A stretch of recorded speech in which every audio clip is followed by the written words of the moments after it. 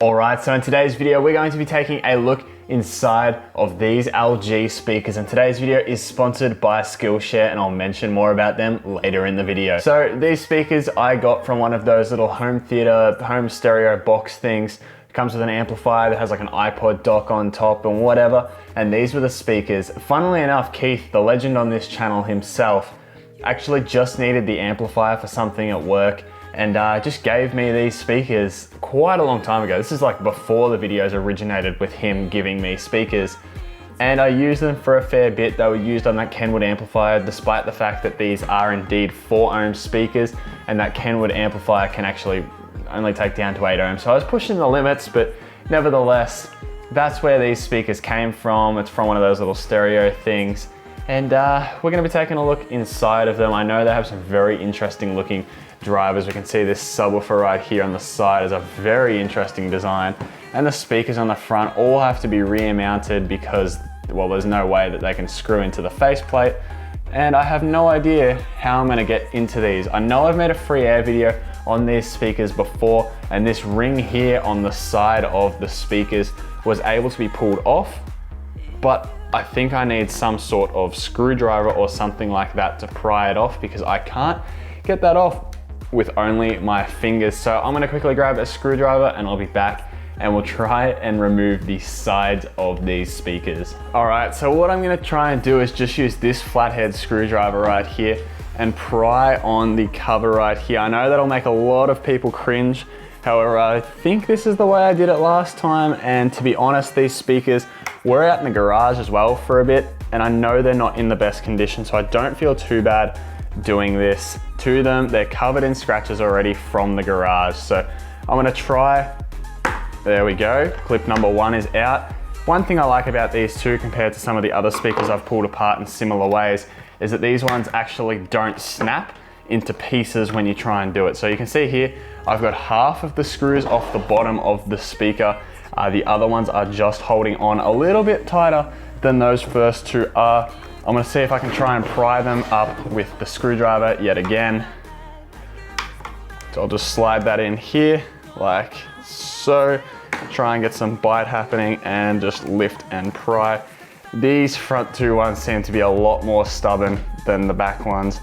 There we go, there's number 3. I think this obviously wasn't the speaker I originally opened, because that glue is completely stuck on there. I can see it separated a bit of the MDF. Unless I glued these back in, maybe I did, I can't remember to be honest, but I'm actually having a really hard time getting into these speakers. So props, there we go. I was gonna say props to LG, they've made them impossible to open, but there we have it.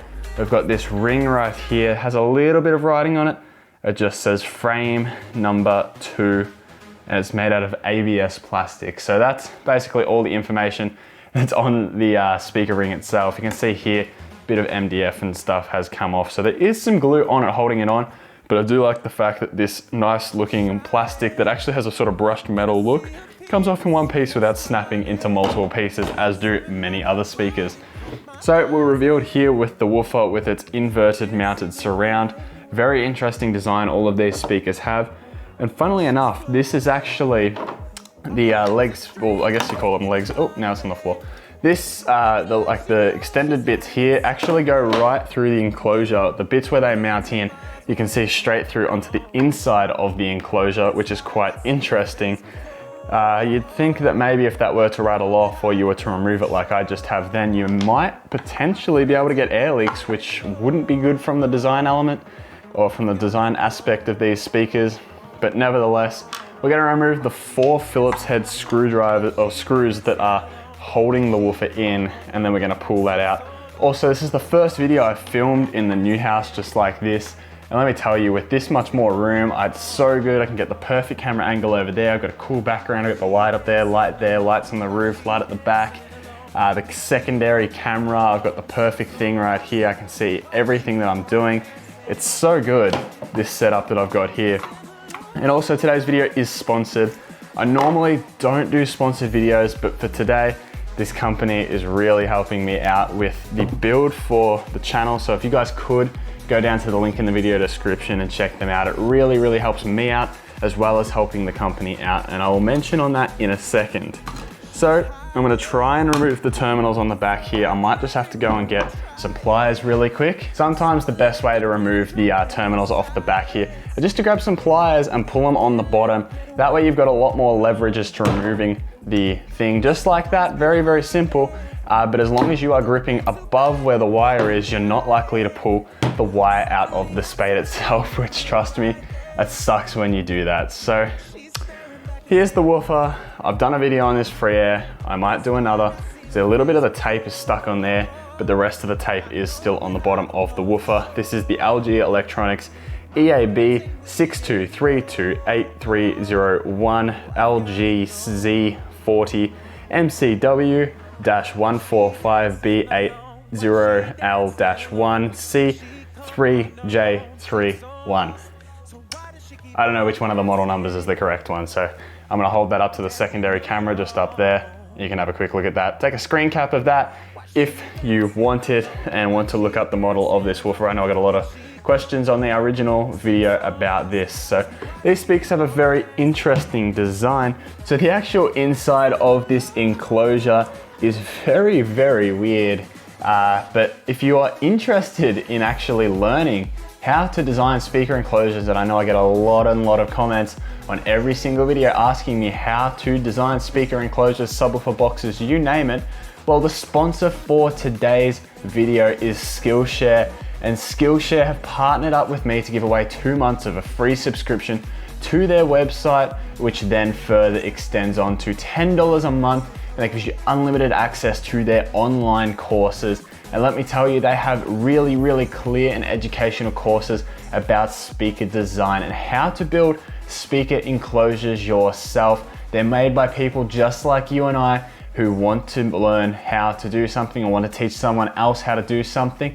And the people who make the videos feel very, very passionate about it. And it's obvious through their enthusiasm when they are making their videos.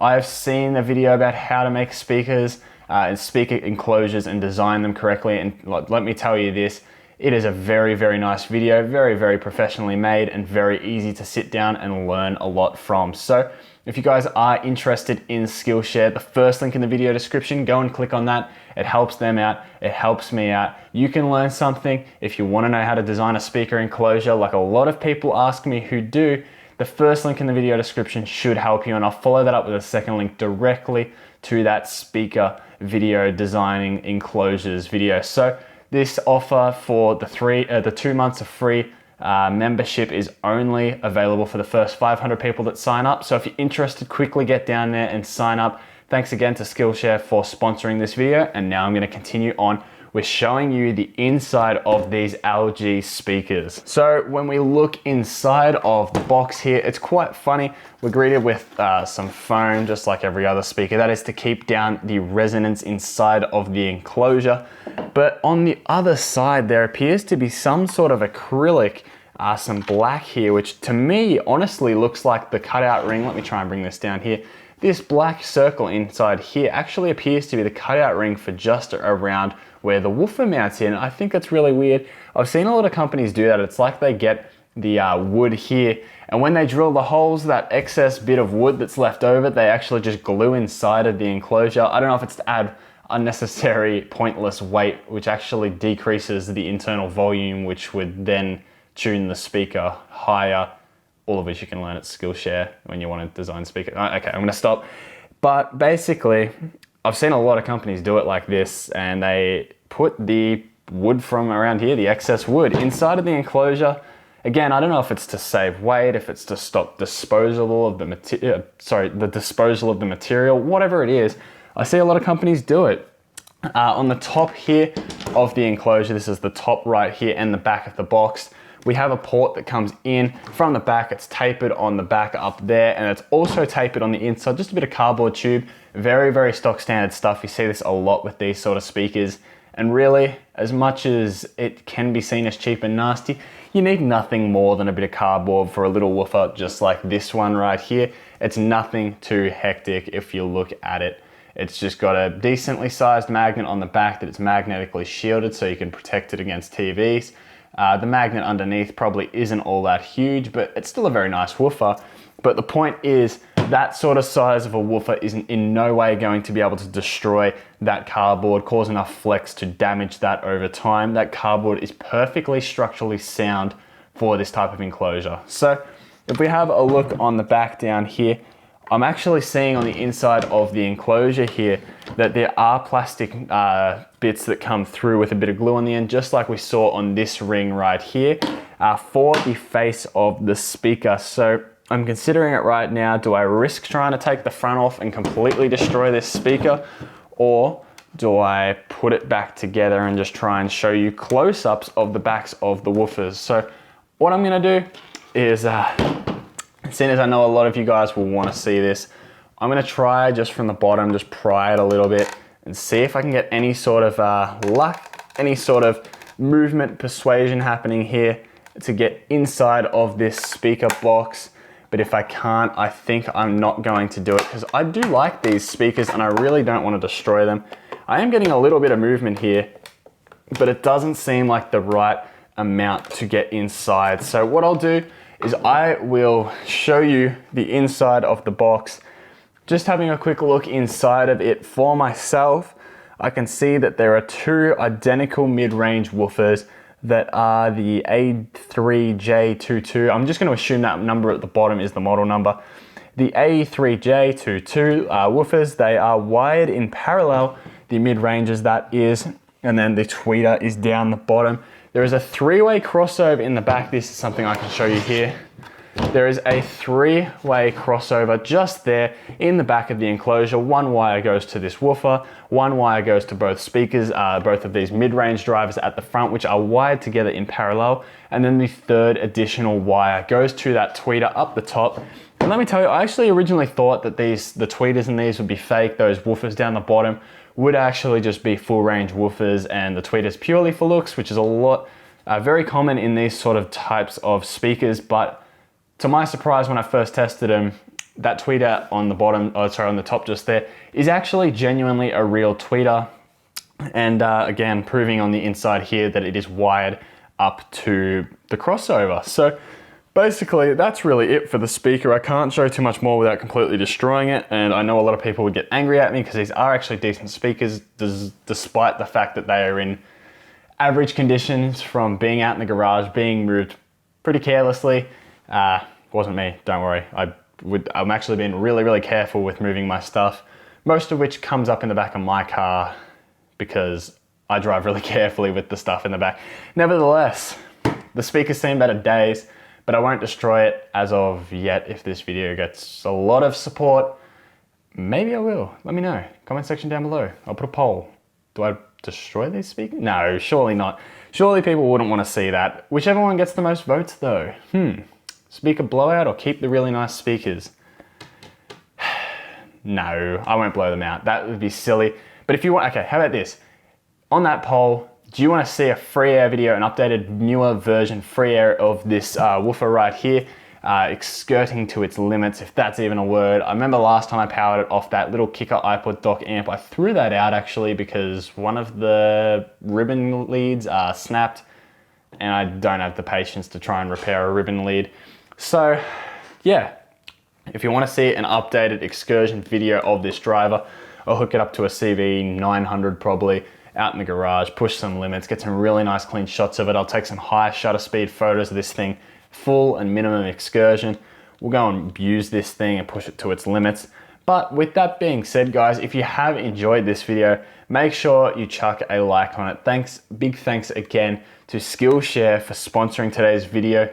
By clicking that link in the video description, you're not only helping them out by clicking on their link, you're also helping yourself by potentially being able to learn something, and you're also helping me because companies like Skillshare do a very, very big part in sponsoring and helping me for potentially the future build right here. Trust me, I am back and forth with Parts Express working this out, and Nick from 123 Toy, we are trying to get this system dialed in. So again, if you guys have enjoyed this video, make sure you chuck a like on it, subscribe to my channel down below if you haven't already. And with that being said, guys, I hope you've enjoyed and I'll catch you in the next one.